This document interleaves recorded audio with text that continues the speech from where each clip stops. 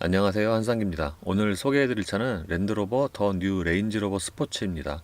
레인지로버 스포츠는 올로드 주행 성능을 강화한 모델이라고 할 수가 있습니다. 이 차가 처음 나왔을 때 랜드로버는 브랜드 역사상 가장 스포티한 운동 성능을 갖춘 모델이라고 소개를 하기도 했습니다. 예전에 랜드로버 라인업은 차종이 몇 개 없었죠.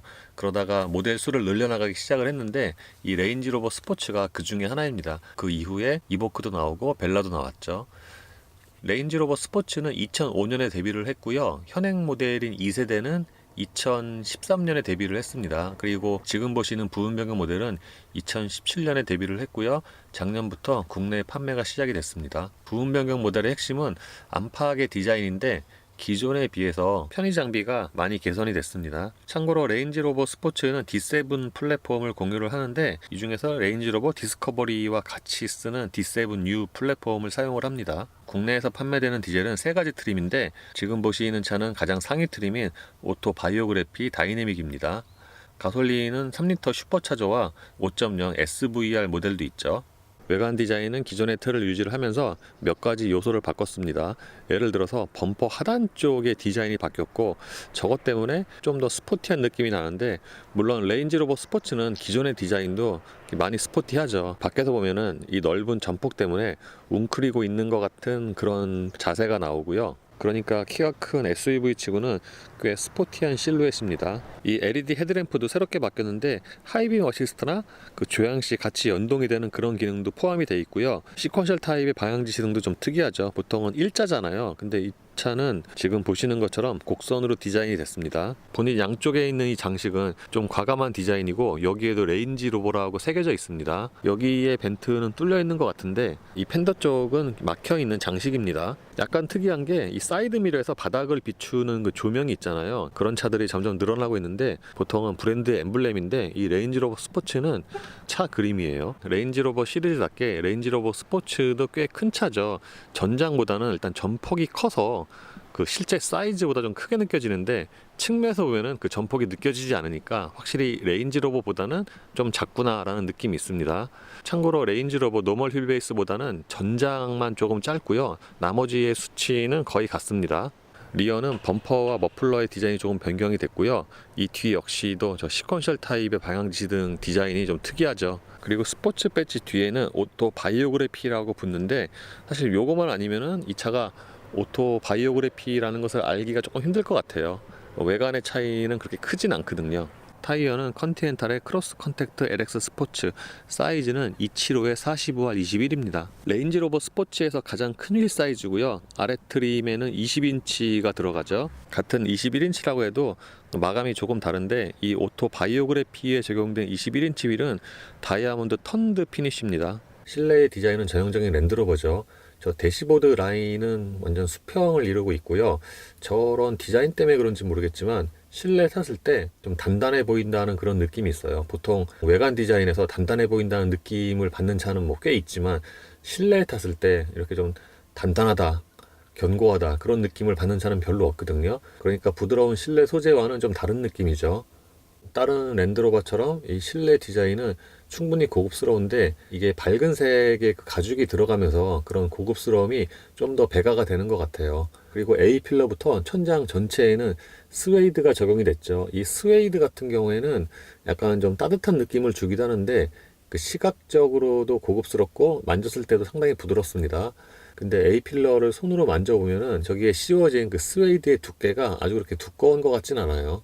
확실히 이 차가 높은 게 시트 포지션을 가장 낮게 해도 이 대시보드가 꽤 높게 느껴집니다. 특히 이 계기판 위쪽에 이 부분 있잖아요. 이게 거의 눈높이와 비슷하지 않나 싶기도 하고요. 어쨌든 다른 일반적인 SUV나 뭐 승용차와 비교를 하면은 이 대시보드의 그 위치는 좀 높은 편입니다.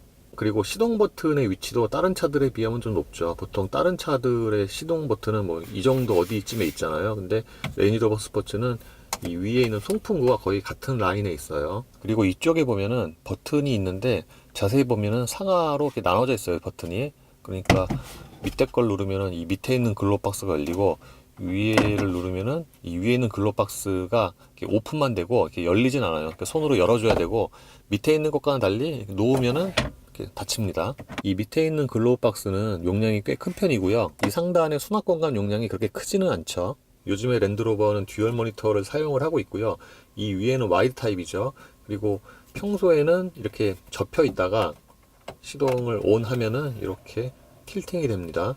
위아래 모니터 모두 화질은 상당히 좋은 편이고, 보통 모니터나 그 계기판의 액정이 화질이 선명하면은 그 실내에 탔을 때 그 고급스럽다는 느낌을 받기가 쉽거든요. 이 차 역시도 그래요. 상단의 모니터는 지금이 홈 화면이고요. 이 인터페이스를 보면은 그 핸드폰과 좀 비슷하죠. 페이지를 넘기면은 주요 메뉴가 나오는데, 리어 미디어는 말 그대로 2열 승객을 위한 그 모니터의 화면을 선택을 여기서 해주는 거죠. 소스 선택을 누르면은 라디오와 미디어 라이브러리 이렇게 고를 수가 있습니다. 그리고 이 정도 사이즈 SUV라면은 주정차 할 때 조금 애를 먹을 수 있는데, 이럴 때 서라운드 뷰가 좀 유용하죠. 지금은 기본적으로 위에서 내려다보는 버드뷰 화면이고요. 여기서 더블 클릭을 하면은 이렇게 확대를 할 수가 있죠. 그리고 요 메뉴에서는 그러니까 부분적으로 원하는 메뉴를 자기가 선택을 해서 따로 디스플레이를 할 수가 있습니다. 밑에는 주로 사용하는 메뉴들의 그 아이콘들이 나열이 되어 있죠. 그리고 실내 조명은 이렇게 10가지를 선택을 할 수가 있습니다.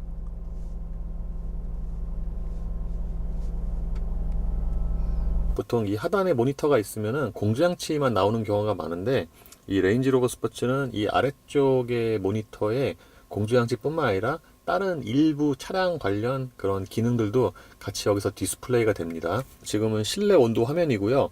약간은 사용법이 복잡해요. 그러니까 한눈에 이렇게 파악할 수 있는 그런 인터페이스는 아닌데, 일단 여기서 실내 온도 화면에서 이거는 공조장치의 그 바람세기 조절 다이얼이고요. 그림으로 보시는 것처럼 그 바람 방향의 위치는 이렇게 눌러서 선택을 할 수가 있죠. 그리고 이 앞쪽에서 후방의 공조장치도 조절을 할 수가 있습니다. 지금 보시는 화면에서 통풍과 열선을 곧바로 이용을 할 수도 있어요. 물론 이 시트로 이동을 해도 되지만, 이 실내 온도 상태에서 바로 이용을 할 수도 있는데, 이 다이얼을 이렇게 한번 누르면은 이렇게 열선과 통풍 시트 메뉴로 이동을 하는 거죠. 이 다이얼이.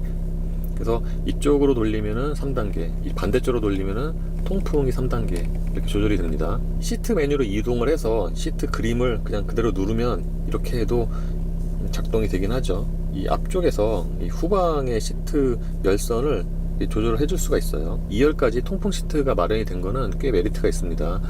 보통 2열 시트에도 통풍 시트가 적용된 차가 그렇게 많지가 않잖아요. 상단을 누르면은 이렇게 미디어 라이브러리와 전화 이렇게 두 가지 메뉴가 나오고요. 여기는 차량 메뉴인데, 그러니까 여기서 드라이브 모드를 선택을 하는 거죠. 드라이브 모드는 에코와 컴포트, 보통 노멀이라고 하죠.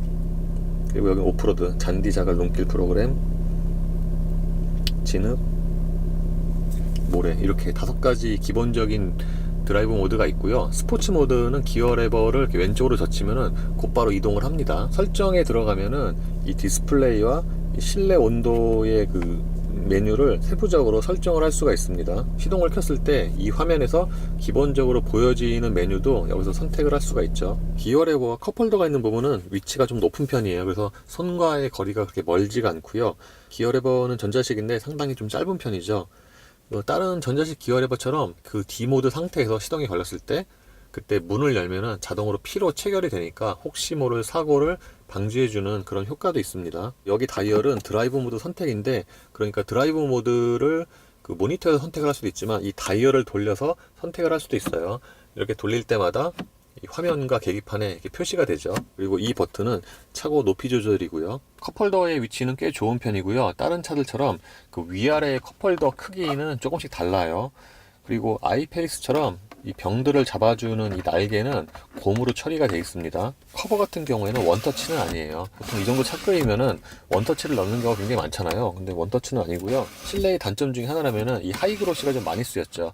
이게 이런 상태에서는 하이그로시가 많이 안 쓰인 것 같은데, 이 컵홀더 커버를 닫거나 모니터가 위아래 다 꺼져 있으면은 하이그로시가 되게 많은 것 같아요. 그리고 재밌는 것 중에 하나가 컵홀더 아래에 수납 공간이 또 있어요. 이 컵홀더를 이렇게 밀면은 이 밑에 이렇게 꽤 깊은 수납 공간이 나타나죠. 이 수납 공간이 완전히 반듯한 건 아닌데 깊이 자체는 좀 있는 편이고요. 이 밑에는 USB 단자가 하나 마련이 되어 있습니다. 참고로 이 500mm 병을 넣으면 이게 닫히진 않아요. 센터 콘솔 박스의 이 덮개는 꽤 큰 편인데, 이 안에 있는 센터 콘솔 박스의 용량 자체는 그렇게 크진 않아요. 엄밀히 보면은 여기가 센터 콘솔 박스라기보다는 그 냉장고의 기능인데, 이 버튼을 누르면은 이렇게 2단으로 냉기가 나오죠. 지금은 겨울이니까 잘 못 느끼는데 여름에는 꽤 유용한 기능일 것 같고요. 여기에도 USB 단자가 2개가 마련이 되어 있습니다. 레인지로버 스포츠에는 제스처 컨트롤도 적용이 됐는데, 그러니까 이 썬루프 덮개의 경우에는 이렇게 손짓으로 열고 닫을 수가 있어요. 이렇게 손짓을 뒤로 하면은 이렇게 덮개가 쫙 열립니다. 멈추고 싶을 때는 이렇게 반대쪽으로 한 번만 젖히면 되고요. 닫고 싶을 때는 이렇게 하면은 이렇게 닫히죠. 제가 아직 사용을 많이 안 해봐서 그런지 정확하게 어떤 포인트인지는 좀 익숙해져야 될 것 같아요. 참고로 이 덮개는 시동을 끄면은 자동으로 닫히고요, 시동을 키면은 원래 위치로 원상복귀가 됩니다. 이 운전대는 차 사이즈에 맞게 좀 큰 편이고요. 이 림에 적용된 가죽을 보면은 이 바깥과 안쪽이 좀 달라요. 그러니까 안쪽의 경우에는 약간은 좀 더 부드럽고, 그리고 펀칭도 돼 있습니다. 그리고 요 가운데에는 또 금속 트림도 들어가서 포인트를 줬고요. 운전대 림의 두께는 좀 두꺼운 편이고 손에 잡히는 감각은 괜찮습니다. 스포크 왼쪽에는 트립 컴퓨터와 전화, 오른쪽에는 어댑티브 크루즈 컨트롤과 차선 이탈 방지, 스티어링 열선 등의 버튼이 모여 있습니다. 참고로 운전대 조절 버튼은 오른쪽에 있습니다. 센터 패시아의 모니터처럼 이 계기판 역시도 화질이 상당히 좋은 편인데, 그 움직임은 모니터만큼 이렇게 빠르진 않아요. 메뉴를 이동할 때 우측 스포크에 있는 버튼의 가운데를 누르면은 이 상단에 메뉴가 뜨잖아요. 그러니까 큰 메뉴들은 이 위에서 움직이는 거죠. 여기는 운전자 보조 시스템의 메뉴를 설정을 할 수가 있고요. 충돌 방지 같은 경우에도 이렇게 세부가 굉장히 많이 세분화가 돼 있어요. LKA 설정은 스티어링 진동 또는 어시스트 두 가지를 선택을 할 수가 있습니다. 아까 말씀드린 것처럼 이 메뉴 이동할 때 그 움직임이 그렇게 빠르진 않아요. 그리고 인포메이션 패널의 경우에는 이 가운데 표시되어 있는 정보를 선택을 할 수가 있습니다. 지금은 제가 트립 개요를 선택을 했고요. 지도를 선택을 하면은 그 내비게이션 화면에 출력이 되는 거죠. 그리고 디스플레이 레이아웃에 들어가면은 계기판의 디자인을 바꿀 수가 있죠. 지금은 듀얼 다이얼 화면이고, 싱글 다이얼은 이렇게 표시가 되고요. 지도 전체 화면을 누르면은 이 계기판 전체에 그 내비게이션이 전부 뜹니다.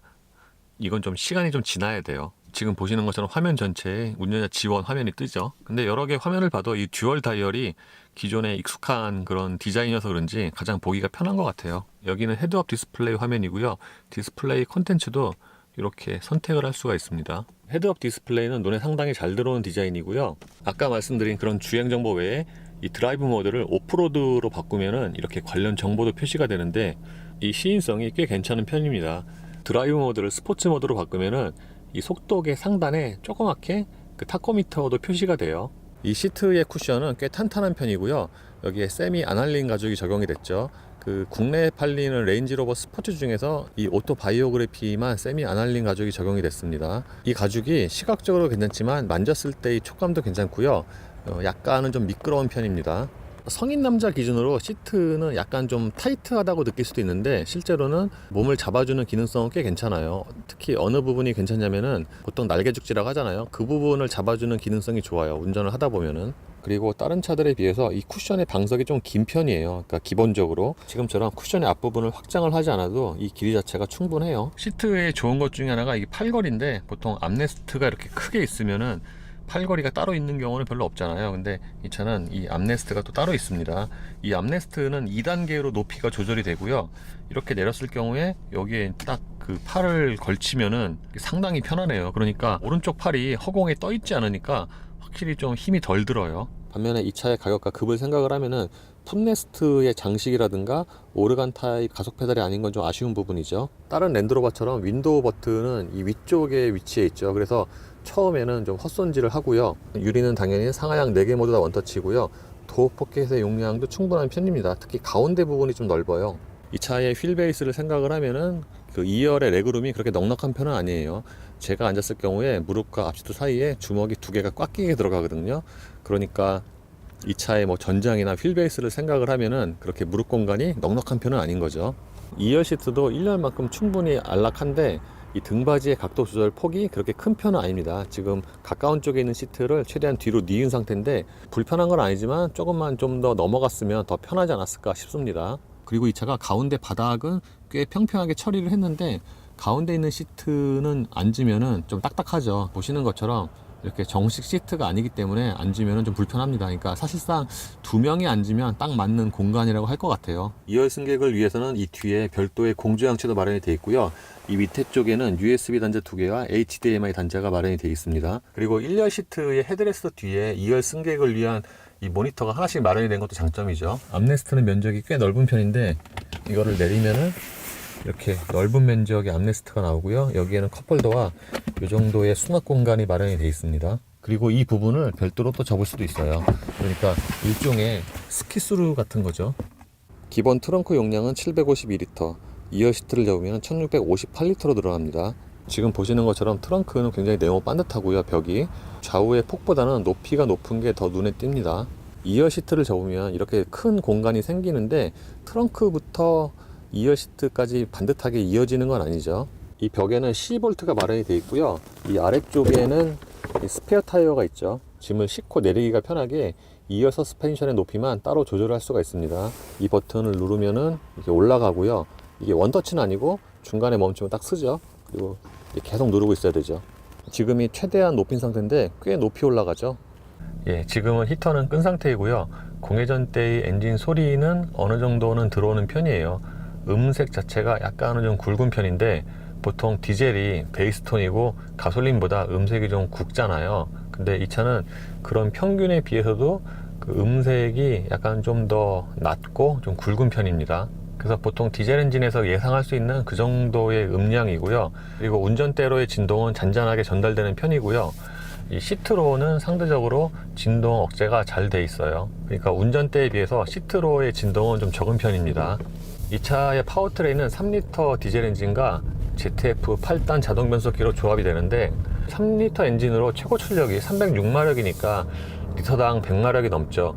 물론 요즘에는 그 리터당 100마력이 넘는 디젤 엔진도 많은데 다들 다운사이징을 많이 하다 보니까 사실 이 3리터 엔진으로도 꽤 큰 배기량 같아요. 디젤 엔진으로서는. 물론 이 정도 크기와 무게라면은 당연히 V6 엔진은 얹어야 맞겠죠. 이 차를 저속에서 운전을 하다 보면은 가장 먼저 느끼는 게 차가 되게 견고하다예요. 그러니까 부드럽고 딱딱한 걸 떠나서 이 차체 자체가 좀 견고하다는 느낌을 많이 받아요. 그리고 비싼 차 V6 엔진답게 저속에서 움직일 때도 그 주행 질감이 매끄럽게 이루어지고요. 대부분의 차들처럼 주행 중에는 엔진 소리는 거의 안 들리죠. 이 차가 배기량이 높고 그러니까 힘이 세고 그 변속기도 8단이나 되다 보니까 톱기어로 90 정도로 주행을 할 때는 엔진 회전수가 되게 낮아요. 한 1300rpm 정도밖에 안 되거든요. 그러다 보니까 타이어 소리만 좀 잔잔하게 들리는데 다른 부분이 조용해서 그런지 80이나 90 정도로 달릴 때는 타이어 소리가 좀 더 부각이 되는 편인데 21인치인 것을 감안을 하면은 그러니까 타이어 소음도 이 정도면 괜찮지 않나 라고 생각이 됩니다. 참고로 1열은 유리가 2겹이고요. 하체는 기본적으로 좀 단단하다고 생각이 돼요. 이 레인지로버 스포츠가 올로드 주행 성능에 좀 더 초점이 맞춰진 차잖아요. 레인지로버 중에서는.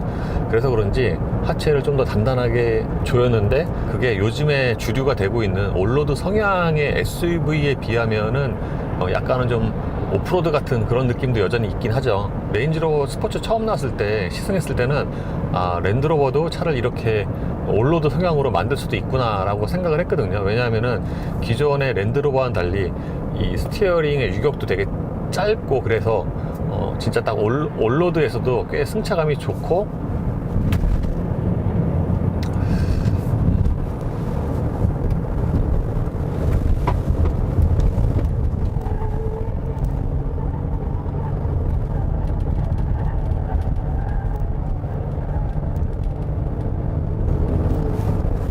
확실히 레인지로버 시리즈 중에서 스포티하게 세팅이 됐다고 하는데 코너에 빨리 진입을 하면은 그 전자장비가 제어하는 게 다른 차들에 비하면 조금 더 빨리 잡는 편이에요. 그런데 그 잡고 나서도 그 풀어주는 게 좀 되게 빠르고요. 초반에 그렇게 좀 빨리 잡으면 한동안 좀 잡고 가다가 나중에 좀 풀고 그러는데 이 차는 적절하게 뭐라 그러죠? 중간 정도에서 이렇게 풀어준다고 해야 되나? 엔진 출력을 그렇습니다. 그래서 처음에는 빨리 잡는데 그 코너 돌아 나가는 속도는 그렇게 또 큰 차이는 안 나네요.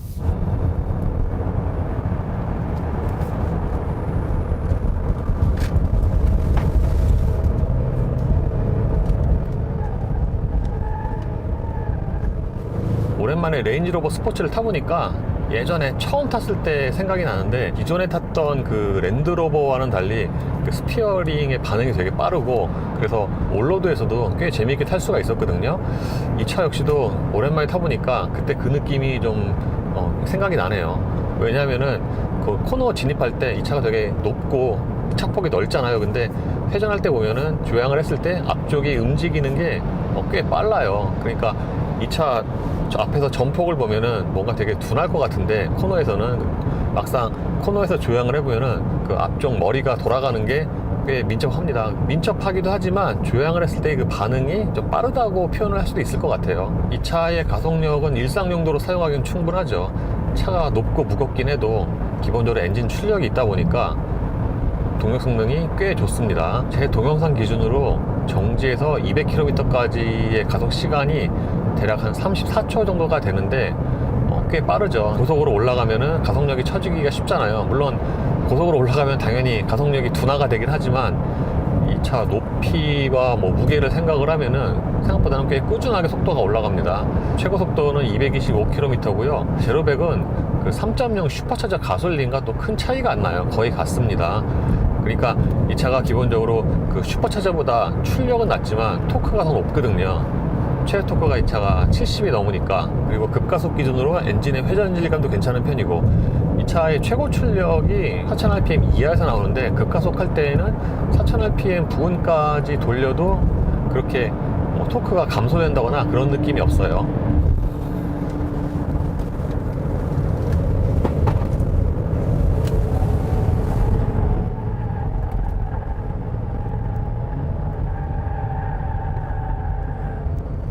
차가 코너에 진입을 하면은 아무래도 차가 높다 보니까 저쪽으로 많이 기울어지긴 하는데, 그렇다고 앞뒤 바퀴의 그립이 약해지거나 그렇진 않아요. 그리고 대부분의 차들이 그렇긴 하지만 스포츠 모드에서는 그 가속 페달의 반응이 좀 더 민감해지는데, 이게 코너에 들어가서 가속을 할 때 보면은 그 앞뒤 바퀴로 전달되는 그 속도가 꽤 빠르지 않나 싶어요. 아까 공회전 때 말씀드린 것처럼 이 가속할 때 또는 엔진 회전수를 높게 써도 그 엔진 소리가 좀 낮게 퍼지는 편이에요. 그러니까 보통 엔진 회전수를 높이면은 그와 비례해서 엔진 소리가 커지잖아요. 근데 이 차 같은 경우에는 그 회전수와 비례해서 엔진 소리가 그렇게 커지진 않아요. 그리고 이 차가 고속으로 달리다 보면은 아무래도 키가 크다 보니까 전면에서 부딪히는 바람 소리는 상대적으로 좀 크게 들리는 편입니다. 그리고 차 크기를 생각을 하면은 이 고속 안정성도 꽤 좋은 편이고요. 랜드로버 라인업에서 비교를 하자면은 신형 디스커버리처럼 올로드 성향으로 좀 이렇게 안정적인 그런 느낌은 아니에요. 보편적인. 물론 고속으로 주행을 하면은 좌우에 롤은 있지만 이 타이어의 접지력이 약해진다거나 또는 차가 이렇게 심하게 붕붕 뜬다거나 그런 느낌은 별로 없습니다.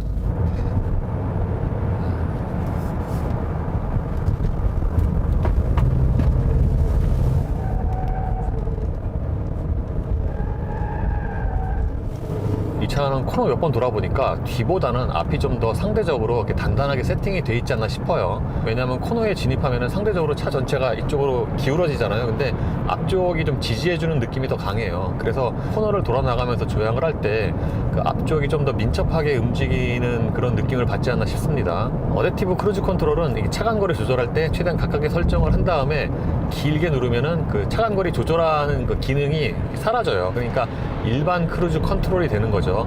보통 다른 브랜드는 어댑티브 크루즈 컨트롤이 있으면은 일반 크루즈 기능은 보통 없잖아요. 근데 이 차 같은 경우에는 차간거리 조절할 때 길게 누르면은 일반 크루즈 컨트롤 전환이 됩니다. 그래서 어댑티브 크루즈 컨트롤이 있는데 굳이 일반 크루즈 컨트롤이 필요한가 싶기도 하고요. 예, 오늘 레인지로버 스포츠를 시승을 했습니다. 랜드로버의 가장 큰 아이덴티티가 럭셔리한 오프로드잖아요. 사실 랜드로버 고객 중에서 오프로드에 가는 비율은 굉장히 낮다고 합니다. 제가 예전에 듣기로는 뭐 5% 내외라고 하는데 상당히 비율이 낮은 거죠. 랜드로버의 오프로드 성능은 따로 설명이 필요 없는 수준이지만 그 고객 중에서는 그 성능을 다 쓰는 비율이 굉장히 낮다고 할 수가 있죠. 따라서 다른 말로 하면은 이렇게 좀 더 올로드 성능을 강화한 이런 레인지로버 스포츠 같은 차가 좀 더 실질적으로 고객에게 어필할 수 있는 차가 아닌가라는 생각도 있고요.